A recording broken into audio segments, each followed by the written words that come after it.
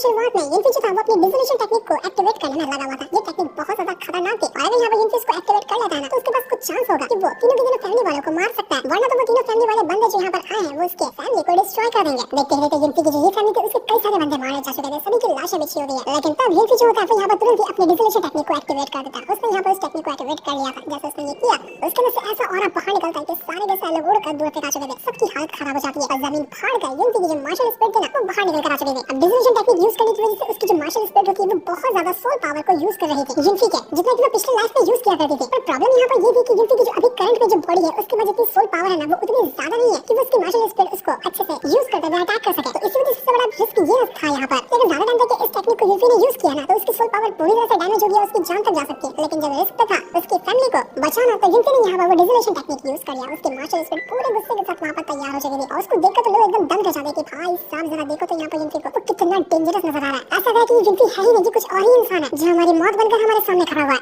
Scene तो एकदम कमाल का था और यहाँ पर उसकी मार्शल स्पिरिट इसमें चार चांद लगा रही होती है। मजा ही आ गया चीज देखकर। सबसे पहले तो युनफी अपनी मार्शल स्पिरिट का यूज करते हुए उस छक्के का जो मास्टर होता है ना उसको एक एक थप्पड़ में उठाकर फेंक देता, जिसमें से ऐसा लगता है कि बेचारे की हड्डियां वगैरह सब टूट गई है कि थप्पड़ का वो मालिक था। तो ये देखकर बाकी तीनों फैमिली के जो मास्टर होते हैं वो काफी ज्यादा घबरा चुके थे कि यार लगता है कि अगला हमारा नंबर है। अब युनफी अपने पावर का यूज करते हुए हमारे पर अटैक करेगा तो हमारी वाट लग जाएगी। युनफी की अभी यहाँ पर हालत खराब होने लगी थी, उसकी सोल पावर काफी ज्यादा खत्म हो चुकी होती है। वो कहता है कि जानता यहाँ पर मैं ज्यादा टाइम तक अपनी मार्शल स्पिरिट को एक्टिवेट नहीं कर सकता, लेकिन सवाल जब मेरे परिवार को बचाने के बाद आया ना तो मैं अपनी जान खतरे में डालने को तैयार हूँ। तब तक इसको एक्टिवेट करके रखूंगा तब तक यहाँ पर मैं जीत नहीं जाता। तो वापस अपनी पावर का यूज करते हुए वो जितने भी फैमिली वाले थे उनके ऊपर वो अटैक करना शुरू कर देता है। वो यहाँ पर एक और थप्पड़ मारता है उसी गैंग लीडर को जिसमें से वो भी अधमरा हो चुका था, लग रहा था कि उसकी भी जान चली गई, वो वहाँ पर टपक चुका था। अब बाई के उन फैमिली के वो जो मास्टर वगैरह है उनके तो मास्टर वगैरह तुरंत अपनी पावर का यूज करते हुए ना उस मार्शल स्पिरिट के अटैक को रोकने की कोशिश करते हैं। लेकिन कुछ टाइम के अंदर उनकी हालत पूरी तरह से खराब हो जाती है, उनकी हवा निकल रही होती है और ढंग से कुछ मिनट भी इस अटैक को नहीं रोक पाए थे। ऐसा लग रहा था कि थोड़ा सा और अटैक उनको जाकर लगा ना तो वो सारे मास्टर जो है वो मारे जाएंगे। युनफी अपनी पावर को और ज्यादा बढ़ा देता है और अनजाने में अपनी पावर को इतना ज्यादा बढ़ा चुका था कि उसकी बॉडी अब जवाब देने लग जाती है, उसकी बॉडी ढीली पड़ने लग गई थी। इस वजह से होता है कि युनफी सीधा वहाँ पर बेहोश हो जाता है और ऊपर जाकर सीधा नीचे गिर गया था। जैसे तैसे वो अपने आप को संभालता है लेकिन वो ये कहने लग जाता है कि मेरी पूरी सोल पावर एग्जॉस्ट हो गई, जिसका मतलब ये कि मेरी मार्शल स्पिरिट अब खत्म होने वाली है। उसकी मार्शल स्पिरिट जो थी ना वो वहाँ पर धीरे-धीरे करते हुए गायब हो जाती है। युनफी ने अपनी पूरी पावर को एग्जॉस्ट किया तो ज्यादा टाइम तक मार्शल स्पिरिट भी अब टिक नहीं पाई। युनफी के फैमिली वाले जल्दी से उसके पास आते हैं और उससे पूछने लग जाते हैं कि तुम ठीक तो हो ना, तुम्हें कुछ हुआ तो नहीं। तो यही मौका देखकर वो जो बाकी फैमिली के मास्टर थे ना वो कहते हैं कि युनफी ने अपनी सारी पावर को एग्जॉस्ट कर दिया, अब वो कुछ खास कर नहीं पाएगा, हमारे पास यही मौका है, जाते हैं और इसके ये क्लान को ना पूरी तरह से डिस्ट्रॉय कर देते हैं। ऐसा मौका बार-बार थोड़ी ना हमें मिलने वाला है। तो इस वजह से वो लोग जाते हैं युनफी के फादर और जितने भी मास्टर वगैरह थे ना उनके ऊपर अटैक करने के लिए। यहाँ पर इनका बैटल शुरू हो चुका था तो वहीं हम यहाँ पर शियाओडी और किंग लू को देखते हैं, वो दोनों भी आपस में फाइट कर रहे थे। जब पीछे से शियाओडी ने युनफी के ऊपर अटैक करने की कोशिश की थी ना तो वहाँ पर आकर किंग लू पहुंच गई थी और वो उससे लड़ना शुरू कर चुकी थी। इस वजह से इनका बैटल जो था ना वो बहुत ज्यादा इंटेंस चल रहा था। दोनों एक दूसरे के ऊपर अटैक करते हुए एक दूसरे को मारने की कोशिश कर रहे थे। शियाओडी यहाँ पर कहती है कि किंग लू अगर मैं तुझे मार दूंगी ना तो युनफी को कितना बुरा लगेगा, वो एकदम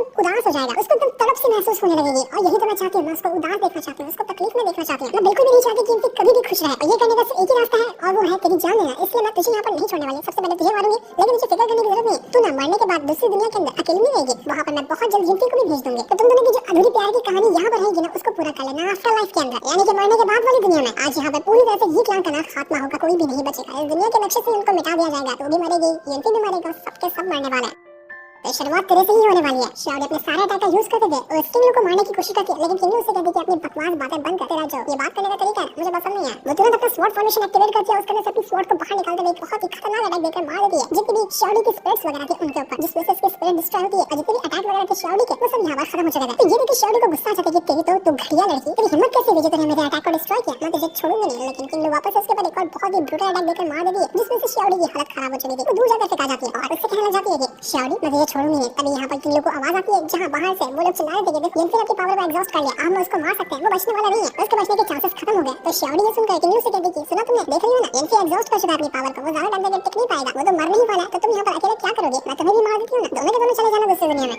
आज युनफी मरेगा, आज सारे के सारे उसके क्लान वाले मरेंगे। वो दोबारा से यहाँ पर किंग लू के ऊपर अटैक करना शुरू कर चुकी थी। वो यहाँ पर जैसे अटैक करती है लेकिन फिर भी किंग लू जो हर बार उसका अटैक और डिस्ट्रॉय करते जाती है, उसको बहुत मारती है और कहती है कि आइंदा कभी भी तूने युनफी के बारे में कुछ भी कहने की कोशिश की ना, सच कह रही हो, तेरा वो हाल करूंगी जिससे सुनकर मौत भी कांप जाएगी। लेकिन शियाओडी यहाँ पर रुकने को तैयार नहीं थी। वो कहती है कि मुझे मौका मिले ना, मैं तुझे और उस युनफी को दोनों को एक साथ इतने टुकड़े करूंगी ना कि दुनिया में कोई इसको गिन नहीं पाएगा। मुझे तुम दोनों से इतनी ज्यादा नफरत है जिसका हिसाब भी नहीं लगाया जा सकता। तो ये सुन किंग लू को इतना ज्यादा गुस्सा आ जाता है कि वो यहाँ पर सच में शियाओडी को जान से मार डालती है। शियाओडी यहाँ पर मर चुकी थी। किंग लू कहती है कि मैं तुझे कब का मार चुकी होती, लेकिन युनफी जो था तुझ पर एहसान करते हुए तुझे छोड़कर रखा था, वरना जो तूने हरकत की थी ना उसके बदले मैं तुझे कब का मार दी होती। तो वही युनफी का जो ही क्लान था वो अभी भी यहाँ पर उन तीनों क्लान के बंदों के साथ फाइट कर रहा था। ये बैटल काफी ज्यादा इंटेंस चल रहा था। शी क्लान का जो मास्टर है वो तो यहाँ पर अपनी और ज्यादा पावर को यूज करते हुए सभी के ऊपर अटैक करता जा रहा था। मास्टर वगैरह की हालत खराब हो जाती है। अब तो मास्टर भी कमजोर पड़ते हुए नजर आ रहे थे, लेकिन वो भी जल्दी हार कैसे मानेंगे। वो भी अपनी पावर का यूज करते हुए उस शी क्लान के मास्टर को बहुत अच्छे टक्कर देते। ये बैटल इनका यहाँ पर एकदम बराबर का चल रहा था। काफी कम तादाद में थे यंती के क्लान वाले लोग, लेकिन फिर भी वो बहुत अच्छी टक्कर दे रहे थे तीनों के तीनों क्लान के बंदों को। तो यंती अब यहाँ पर वो जो उसके जितने भी मास्टर वगैरह थे ना, उनसे कहता है कि मास्टर अपनी पावर ना कुछ टाइम के लिए मुझे उधार दे दीजिए, मेरी हेल्प कीजिए मुझे बहुत ज्यादा स्ट्रॉन्ग अटैक बनाने में, ताकि मैं यहाँ पर इसको खत्म कर सकूं। जानता हूं कि मेरी सोल पावर एग्जॉस्ट हो चुकी है, लेकिन आप मेरी हेल्प करेंगे ना अपनी पावर देकर, तो मैं बहुत स्ट्रॉन्ग अटैक बना सकता हूं। तो ये सुनकर बाकी मास्टर कहते हैं ठीक है, ये तो बहुत अच्छी बात है, तुम तैयार हो जाओ, हम अपनी पावर को तुम्हारे अंदर ट्रांसफर करते हैं। तो इसके बाद यंती के फादर जितने भी मास्टर वगैरह थे ना, वो सभी अपनी पावर को एक्टिवेट करते हैं और एक साथ अपनी पावर को यंती के अंदर उन्होंने ट्रांसफर करना शुरू कर दिया था। इससे होता ये कि यंती के पास जो स्वॉर्ड फॉर्मेशन है ना, उसको एक्टिवेट करता है। लेकिन इस बार का जो स्वॉर्ड फॉर्मेशन था उसमें ट्विस्ट ये था कि वो इतना ज्यादा स्ट्रॉन्ग था जिसका हिसाब नहीं लगाया जा सकता, क्योंकि इसके अंदर अकेले यंती की पावर नहीं थी, बल्कि कई सारे मास्टर और यंती के फादर की भी पावर थी। तो इस वजह से जैसे यहाँ ये स्वॉर्ड फॉर्मेशन एक्टिवेट होता है और जब अटैक देकर मारना शुरू कर दिया था कि तुरंत किंग क्लैन का जो मास्टर होता है वो शी क्लैन के मास्टर को सामने कर देता है, जिस वजह से स्वॉर्ड के पूरे अटैक उसको जाकर लगते हैं और उसकी जान जा चुकी थी। ये तो घटिया आदमी अपने ही दोस्त को आगे कर दिया अपने आप को बचाने के लिए। तो यंती के फादर बाकी मास्टर कहते हैं वो स्किन क्लैन के मास्टर से कि तेरे ना पापों का घड़ा भर चुका है, तो बहुत ज्यादा पाप कर लिया, तो अब तू और नहीं कर सकता, क्योंकि हम तुझे यहाँ पर सजा देने के लिए तैयार है। तो ये मत सोचना कि तू आज बचने वाला, तू बचेगा बिल्कुल भी नहीं। तो इसके बाद यंती के जो फादर थे ना, वो एक बहुत ही ब्रूटल अटैक देकर मार देते हैं उसे किंग क्लैन का जो मास्टर था उसको, जिस वजह से उसकी भी हालत खराब हो जाती है। वो आदमारा हो चुका था और मारते मारते वो ये कहता है कि मेरे बेटे किन मेरी मौत का बदला जरूर लेना। तो इस यंती और उसके फादर को ऐसी मौत देना जिसके बारे में इन्होंने कभी सोचा भी नहीं होगा। इतना कहते कहते साथ ही वो यहाँ पर मर चुका था। जितने भी तीनों क्लैन के बंदे यहाँ पर आए थे, उन तीनों क्लैन के बंदों को यंती और उसके फादर और मास्टर ने मिलकर मार डाला था। यहाँ पर ये क्लैन के ऊपर आया हुआ खतरा जो था वो टलता हुआ नजर आ रहा था। तो ये देखकर मुझे झटका होता है, शिया उसकी हालत बुरी तरह से खराब हो चुकी थी, एकदम डर से कांपने लग जाता है कि भाई साहब लगा कि अगला नंबर मेरा ही है, ये लोग मुझे भी मार डालेंगे। वो गवर्नर से कहता है कि अरे गवर्नर अचार डालने के लिए यहाँ पर आया क्या, इतनी आर्मी लेकर जाना अटैक करना इन लोगों के ऊपर, तेरी तो कितनी बड़ी आर्मी है, तू इन लोगों के ऊपर अटैक कर देगा, इनकी जान ले सकता है, कुछ नहीं करेगा तो हम तो वैसे मारे जाएंगे। तो ये सुनकर गवर्नर कहता है कि अरे हाँ मैं तो भूल गया था, मेरे पास इतनी बड़ी आर्मी है। वो अपनी आर्मी से कहता है कि आर्मी तैयार हो जाओ यंती और उसके फादर की जान लेने के लिए। तो अब यहाँ पर न जाने कितनी 100 लोग थे जो सभी अपना पावर को एक्टिवेट करते थे, एक अटैक रेडी कर लेते ताकि यंती उसके मास्टर उसके फादर को मारा जा सके। और अगर ये अटैक उन लोगों ने यहाँ पर कर दिया तो यंती और उसके फादर वगैरह का हार जाना यहाँ पर कंफर्म है, क्योंकि वो लोग अभी यहाँ पर इतना खतरनाक बैटल लड़े हैं, इसके बाद उनके अंदर हिम्मत ही नहीं बची थी कि वो एक और बैटल लड़ सके इतने सारे सिपाहियों के साथ। लेकिन जैसे यहाँ पर उन लोगों का अटैक लगने वाला था ना यंती और बाकियों के ऊपर, कि उससे पहले वहाँ पर एक बंदे की एंट्री होती है जो बहुत ज्यादा पावरफुल बंदा लग रहा था। वो आया था हजारों की तादाद में सोल्जर वगैरह को लेकर। ये होता है वो ही प्रिंस इस अंपायर का जिसकी यंती ने जान बचाई थी। तो प्रिंस यहाँ पर आने के बाद उस शिया से कहते हैं क्या वो शिया तुम यहाँ पर क्या कर रहे हो, वैसे तुम्हारा तो कभी इस इलाके में आना होता ही नहीं है, आज यहाँ पर किसके आए थे, क्या तुम्हारा कोई प्लान तो नहीं था किसी को मारने वगैरह करने का, लेकिन मैं तुम्हारी हरकत से वाकिफ हूँ, तुम लोगों को खाली मारने में बहुत ज्यादा इंटरेस्ट दिखाते हो। तो ये सुनकर शिया कहता है कि अरे सीनियर आप क्या कर रहे हो, मेरा ऐसा कोई इरादा नहीं था। ये थर्ड प्रिंस है वो इतना ज्यादा रिस्पेक्टेड बंदा है, इतना ज्यादा हाई पोजीशन का बंदा है ना कि सबको उसके सामने झुकना पड़ता है, गवर्नर की भी कोई औकात नहीं कि वो उसके सामने टिक सके। तो वो जो प्रिंस था वो यहाँ कहता है कि मुझे पता है यहाँ पर तुम सबने इसलिए आए थे ताकि यंती को मार सको, लेकिन मैं तुम लोगों को बताना चाहता हूँ कि अगर किसी ने भी यंती के ऊपर आग उठाने की कोशिश की ना तो उसको पहले मुझसे लड़ना होगा, क्योंकि आज मैं यहाँ पर जिंदा हूँ उस यंती की वजह से, उसने मेरी जान बचाई थी। और जिस इंसान ने मेरी जान बचाई है मैं उसको बचाने के लिए ना जाऊँ ऐसा मैं इंसान नहीं हूँ। जैसे मुझे पता चला कि यंती के ऊपर खतरा आया है, उसकी जान जा रही है, तो मैं तुरंत भागा भागा यहाँ पर आया। तो जितने भी लोग यहाँ पर बचे थे मैं उनसे कहना चाहता हूँ क्या तुम्हारे अंदर हिम्मत है जो मेरी आंखों के सामने यंती का तुम एक बाल तक बांका करके दिखा सको। तो ये सुनकर वहाँ पर शिया तो उस फ्रेंड से कहना चाहता है कि प्रिंस बहुत बड़ी गलती हो गई, मुझे पता होगा कि इसने आपकी जान बचाई है, आपका ये दोस्त है, तो गलती से मैं इस यंती के ऊपर नजर डालता ही नहीं, माफ कर दीजिए मुझसे बहुत बड़ी गलती हो गई। यंती आज से मेरे भाई की तरह मैं उसके ऊपर कभी भी गलत नजर नहीं डालूंगा। गवर्नर की भी फटकर हाथ में आ चुकी थी, वो भी प्रिंस के सामने कहता है कि प्रिंस एक और मौका दे दीजिए, अंदर कभी भी ऐसी गलती नहीं होगी, मैं यंती को कभी कुछ करूंगा नहीं। तो प्रिंस कहता है कि ठीक है मैं तुम्हारी जान तो यहाँ पर बचता हूँ, लेकिन एक कीमत पे तुम्हारी जो गवर्नर की पोजीशन है ना वो तुमसे छीन ली जाती है। आइंदा से इस सिटी का जो गवर्नर है वो तुम नहीं रहोगे। गवर्नर की हालत तो खराब हो चुकी थी अपनी पोजीशन को खोने के बाद, लेकिन उसकी जान बच गई, इससे मैं वो खुश था। किसी ने सोचा नहीं था कि सच में यहाँ पर इस अंपायर का ही प्रिंस आ जाएगा यंती को बचाने के लिए, जबकि प्रिंस तो किसी को बचाने के लिए यहाँ पर आता ही नहीं है। तो जब यहाँ पर सारी की सारी सिचुएशन हैंडल हो चुकी थी ना तो किन्नू जो होती दूर से खड़े खड़े ये देखती है और कहती है यंती से कि यंती अब लगता है कि टाइम आ चुका है, मुझे जाना होगा, अब तुम्हारी फैमिली बच चुकी, सब कुछ सेटल हो गया है ना, तो मैं यहाँ से चलती हूँ। वो वहाँ से जा चुकी थी यंती को छोड़कर, जाना तो नहीं चाहती थी लेकिन उसको जाना मजबूरी था। यंती जो था प्रिंस से कहता है कि प्रिंस मैंने बिल्कुल नहीं सोचा था कि आप इतने सही टाइम पे एंट्री मारेंगे, मैं तो भूल भी गया था कि मैंने आपकी हेल्प की है। तो यंती कहता है कि अरे तुम मुझे इतनी ज्यादा रिस्पेक्ट मत दो, तुम मुझे बस यहाँ पर ब्रदर कहो, क्योंकि आज जो मैं जिंदा हूँ तुम्हारी वजह से हूँ, तुमने हेल्प नहीं की होती तो कब का मैं मर गया होता। तो मेरी जान तुम्हारा एहसान है, उम्मीद करता हूँ कि तुम्हारे फैमिली के ऊपर जितना भी खतरा आया था ना वो सब अब टल चुका है और तुम्हारे ऊपर आपको यहाँ उठाकर भी नहीं देखेगा। यंती काफी ज्यादा खुश हो चुका था कि जो उसका सपना था उसने उसको पूरा किया। पिछले लाइफ में वो ये नहीं कर पाया था अपनी फैमिली को अपने क्लान को बचाना, लेकिन इस लाइफ में उसने ये कर दिखाया। अपनी मेहनत पे और अपने अपनों का साथ मिलने के बावजूद उसने अपने क्लान को बचा लिया, जिसमें से यंती की खुशी का ठिकाना नहीं था। वो बहुत ज्यादा खुश होता कि सब कुछ सेटल हो गया, अब बारी है यहाँ पर किन्नू के पास जाने की। वो मेरा इंतजार कर रही है कि मैंने उसको प्रपोज किया तो अब हम दोनों की शादी होगी। और तब वहाँ पर जूही यंती भागते हुए आती है और यंती से कहती है कि यंती ये ना कोई लेटर छोड़कर गया तुम्हारे लिए, मैंने उसको पढ़ा नहीं, जाने कौन लेके गया, तुम उसको पढ़ के चेक तो करो। तो जैसे यंती उस लेटर को पढ़ता है ना उसके चारों तरफ से जमीन खिसक जाती है, क्योंकि वो लेटर भेजा था किन्नू ने और उससे सारी बात लिखी होती है कि जिनसी मैं छोड़कर तुम्हें जा रही हूँ हमेशा हमेशा के लिए। ये फिर भागा भागा वहाँ पर किंगलू को ढूंढने के लिए जा रहा था और साथ ही साथ वो लेटर भी पढ़ रहा होता है। तो लेटर में यहाँ पर ये लिखा हुआ था कि